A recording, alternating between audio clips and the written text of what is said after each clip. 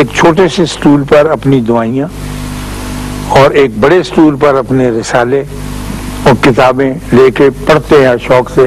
اس کی بیوی آرام کرتی ہے کہ اب اسے اٹیک ہوگا، یہ جانے اور اس کا کام جانے. وہ انتظار میں بیٹھے ہوتے ہیں کہ یہ بہو کب آتا ہے. پرانے زمانے میں کہانیاں تھیں نا کہ ایک بستی کے اندر بلا پڑتی تھی تو وہ ایک بندہ دیتے تھے یا ایک لڑکی کے قتل کر کے کھا جائے تھے. اب بہو سب کو پڑھنے لگ گیا اور ہر بندہ انتظار میں بیٹھا ہوتا ہے کہ یا اللہ میرا بہو کب آئے گا اور میں اس کو اپنے اوپر وارد کروں. حالانکہ اگر آدمی غور کرے اور اس نشے پہ لعنت بھیجنے کی کوشش کرے تو نکل بھی سکتا ہے. انسان اللہ کے فضل سے بہت طاقتور ہے، اللہ نے اس کو بڑی صلاحیتیں عطا کی. تو وہ تنویر صاحب بیٹھے ہوتے اور 3:30 بجے ٹھا کر کے ان کو اٹیک ہوتا ہے اس کا. اور جب اٹیک ہوتا ہے تو وہ پھر کانپتے، تکلیف بہت ہوتی ہے اس میں. پھر وہ اپنی ایک دوائی کھاتے ہیں، دوسری، اور شام کے 6 بجے تک وہ نڈھال ہو کے بستر میں لیٹ جاتے ہیں، وہ کانپنے لگتے ہیں اور پھر صبح جا کے کچھ ان کا برابر ہوتا ہے، اگلے دن دفتر جا سکتے ہیں. وہ دن گھر پہ گزرتے ہیں. تو ایک روز جب میں اور ممتاز مفتی ان سے ملنے گئے تو وہ اپنا سامان رکھ کے بیٹھے. تو میں نے کہا یہ کیا ہے؟ انہوں نے کہا کہ یہ دعائیں ہیں میری، تو میرے اوپر اٹیک ہوگا تو میں اس کا سدے باب کرنے کے لیے یہ سب کچھ رکھ کے بیٹھا ہوں. تو مفتی صاحب کو شوق تھا ان دنوں اس کا ہومیوپیتھی کا. تو انہوں نے کہا کہ ہمارے ہومیوپیتھی ایک ایسی دوائی ہوتی ہے جو بالکل ٹھیک. انہوں نے کہا نہیں سر یہ میں تو جانتا ہوں کچھ. انہوں نے کہا نہیں میں آپ ٹھہرے میں ابھی وہ اسکوٹر پہ گئے جا کے دوائی لے آئے. وہ میٹھی گولیاں گول گول ہوتی ہیں سفید. تو انہوں نے کہا آپ منہ کھولیں. انہوں نے منہ کھول دیا، انہوں نے ڈال دیا. کہنے لگے یہ ہائر پوٹینسی کی میں تمہیں دیتا ہوں. تو لے کے بیٹھ گئے. اب اتفاق اللہ کا دیکھیے اس کی مہربانی کہ 3:30 بجے 4 بج گئے. 5 بجے انہوں نے زور سے چیخ ماری اور پریشان ہو گئے. کہنے لگے میری بیماری کہاں گئی؟ تو وہ تو عزیز ہے نا اس بیماری کے. ہاں. تو کہنے لگے کہ یہ میرے ساتھ دھوکا ہو گیا، یہ کیوں ایسا ہوا ہے؟ لیکن وہ جا کے بیٹھ کے اپنی اس کی بیوی کہنے لگی اچھا ہوا ہے نہیں ہے. کہنے لگا نہیں یہ تو کوئی خراب بات ہوگی. رات انہوں نے بڑی بے چینی میں گزاری. اگلے دن وہ CMH گئے اور اس دوائی کو دکھایا. انہوں نے چیک کیا، ٹیسٹ کیا، ایگزامن کیا. انہوں نے کہا جی کچھ بھی نہیں ہے، تو دوائی نہیں ہے تو میٹھا ہے، چینی ہے اور کچھ بھی نہیں. تو وہ آ گئے، کہنے لگے کہ میں اس میں کوئی کورٹیزون وغیرہ نہ کریں. تو آ کے مفتی صاحب سے کہا کہ آپ ہمیں بتائیں کہ یہ کیا تھا. انہوں نے کہا یہ ہماری ایک دوائی ہے بڑی مشہور ہے، اسپیسیفکلی وہ اس میگرین کے لیے ہے. تو انہوں نے کہا جناب مجھے بالکل نہیں چاہیے یہ دوائی. تو آپ تو مجھے میری بیماری ان کی محبوبہ ہو گئی تھی، اتنی پیاری کہ نہ ان کو بیوی اچھی لگتی تھی نہ ان کو بچے اچھے لگتے تھے. ان کو بیماری سے عشق تھا اور بدھ والے دن سے تھا. اگر آپ غور کریں گی تو آپ کو احساس ہوگا، اپنے گھر کو غور سے دیکھیں گی کہ اپنی اپنی بیماری کے ساتھ ہر بندہ چمٹا ہوا ہے اور پازیٹیوٹی کی طرف، مثبت زندگی گزارنے کی طرف کسی کا کوئی ارادہ نہیں. میں جانتا ہوں اور محسوس بھی کرتا ہوں کہ بہت تکلیف ہے، ہمارے مالی حالات اتنے اچھے نہیں ہیں جتنے ہونے چاہیے، لیکن اس کے باوجود گزارا چلتا تھا. دیکھیے میں آپ کے سامنے بیٹھا ہوں اور میں عمر کے اس حصے میں ہوں جب یہ بالکل عمر کا آخری پیرا ہوتا ہے. لیکن میں آپ کو بتاؤں 64 میں ہمارا یہ ٹی وی اسٹیشن چلا تھا. تو 64 میں جو میں کماتا تھا یا جو میری تنخواہ تھی اور اب جو کچھ میں کماتا ہوں جو میری تنخواہ ہے، اس وقت میری کمائی کا 70% حصہ ان آئٹمز پر لگ رہا ہے جو 64 میں موجود ہی نہیں تھے. اور میں خدا کے فضل سے جب زندہ تھا، میں آپ کو ایمانیہ حلفیہ کہتا ہوں کہ میں 64 میں زندہ تھا اور یہ آئٹم نہیں تھے.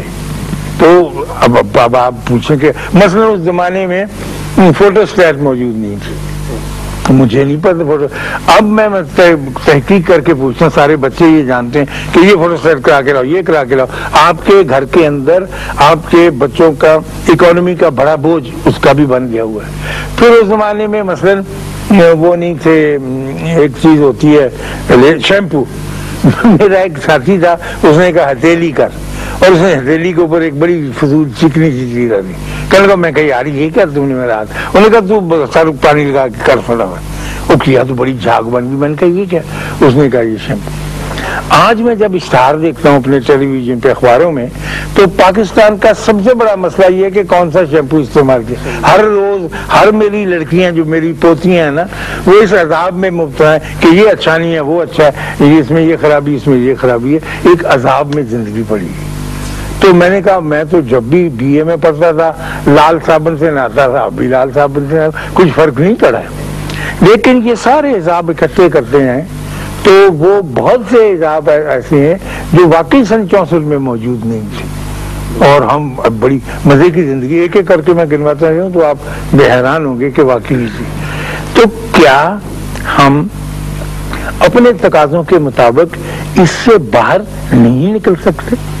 اور کیا ہم اپنی بیماری کو اسی قدر کلیجے سے لگا کے بیٹھ رہیں گے؟ کیا ہماری زندگیوں میں خوشی کا کوئی دن بھی نہیں آئے گا؟ خوشی تو ایک ایسی چیز ہے جو بالکل آپ کے اندر سے پیدا ہوتی ہے, باہر سے نہیں لی جا سکتی.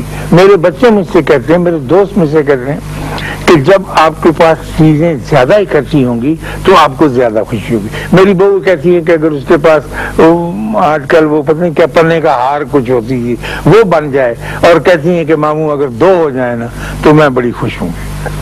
میں نے کہا اچھا میں تمہیں لا دیتا ہوں.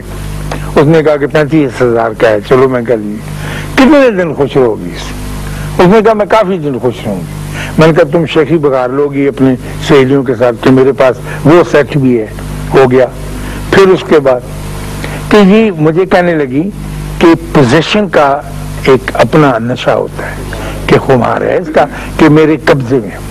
میں نے کہا پیارے بچے میں تم سے یہ پوچھتا ہوں کہ اتنی ساری قیمتی چیزیں اکٹھی کر کے جب تم سوتی ہو اور سونے لگتی ہو تو ان ساری چیزوں سے تمہارا تصرف جو ہے وہ ٹوٹ جاتا ہے. قبضے میں کوئی نہیں. جب آپ سوتے ہیں تو آپ کی کار کچھ نہیں رہتی نا, تو جب ٹوٹ جاتا ہے. اور میں تمہیں کبھی جگاتا ہوں صبح کہ بچوں بہت دیر ہوگی اٹھو, تو آپ کہتی ہے ماموں 2 منٹ اور سو لینے دو. یعنی آپ کو اس خوشی میں جو آپ کے اندر سے پیدا ہو رہی ہے سونے کی وہ زیادہ عزیز ہے, اور وہ جو پوزیشن آپ نے اکٹھے کیے ہیں وہ آپ بھلائے ہوئے ہیں.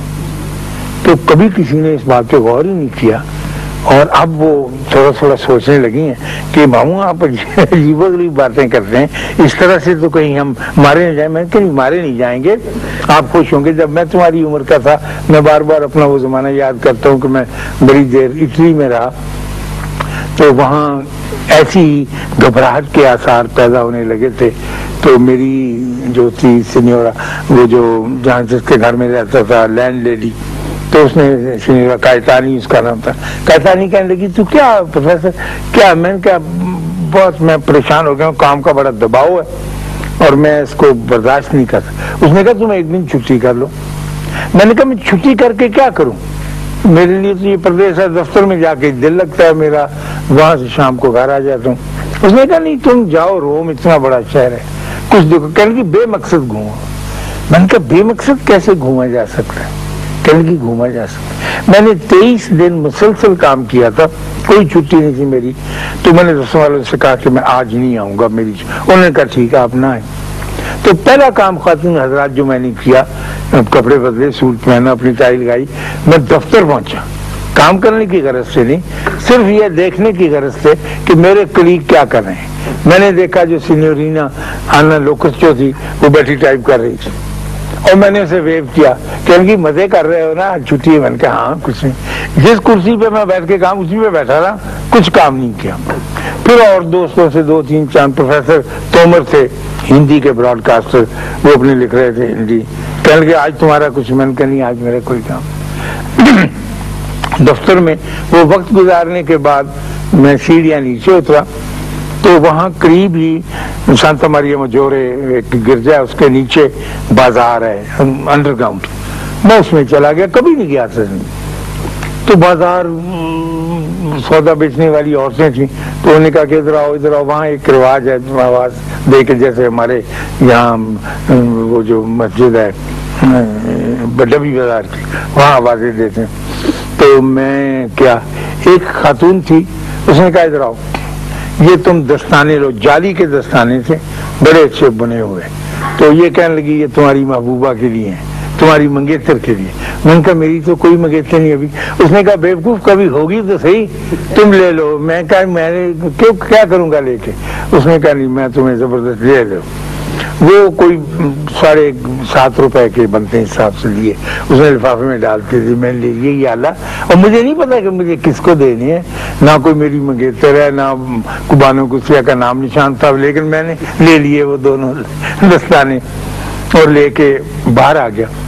باہر آ کے ریلوے اسٹیشن کے پاس ایک سیاہ رنگ کی سیاہ فام خاتون, وہ ایک چھابے میں زرد گلاب کا ایک پھول رکھ کے اپنے پیر کھجا رہی تھی, اس کو جمائیاں سے آ رہی تھی. تو اس نے مجھے کہا کہ یہ پھول بڑا اچھا, یہ پیرلا سے نہیں ہو رہا. اس نے بھی کہا کہ تیری بیوی کے لیے بڑا اچھا ہے. میں نے کہا بڑا خوبصورت ہے.